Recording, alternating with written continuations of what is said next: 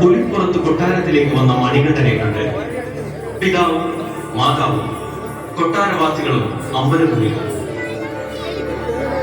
മന്ത്രിയുടെ കപട നാടകം പുറത്തായ നിമിഷം മന്ത്രി മണികണ്ഠന്റെ കാൽക്കൽ വീണ് മാപ്പപേക്ഷിച്ചു. വാക്കുകളില്ലാതെ നിന്നിരുന്ന പിതാവിനോട് താൻ ഹരിഹരപുത്രനാണെന്ന ലോകസത്യം മണികണ്ഠൻ അരുൾ ചെയ്തു.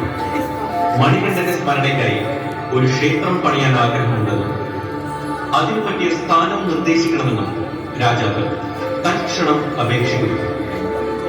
മലകൾക്കപ്പുറമുള്ള വിദൂരതയിലേക്ക് മണികണ്ഠൻ ശരമെയ്തു. ശബരി എന്നു പേരായ സന്യാസി തപസ്സനുഷ്ഠിച്ച സ്ഥലത്തേക്ക് ശരം പതിക്കുന്നു.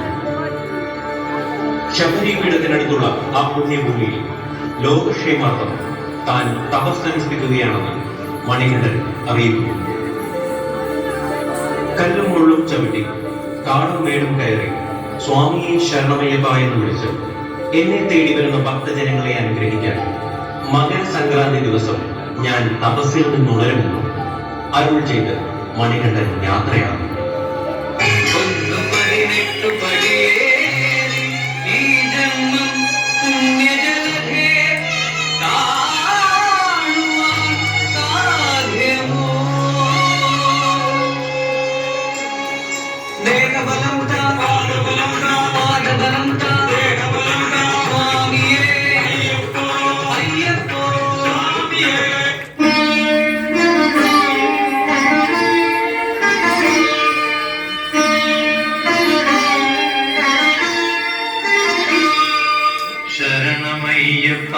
സ്വാമി ശരണമയ്യപ്പ ശരണമയ്യപ്പ സ്വാമി ശരണമയ്യപ്പ.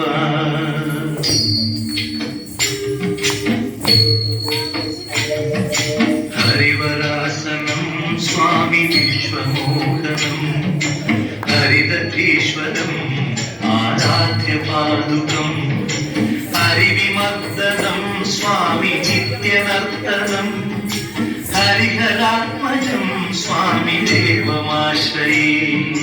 ശരണമയ്യപ്പ സ്വാമി ശരണമയ്യപ്പ ശരണമയ്യപ്പ സ്വാമി ശരണമയ്യപ്പ.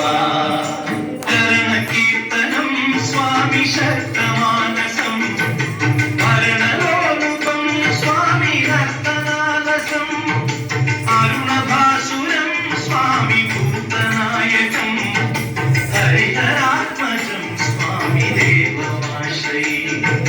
പ്രണയസത്യകം സ്വാമി പ്രാണനായകം പ്രണതകൽപകം സ്വാമി സുപ്രഭാഞ്ചിതം പ്രണവമന്ദിരം സ്വാമി കീർത്തനപ്രിയം ഹരിഹരാത്മജം സ്വാമി ദേവമാശ്രയേ.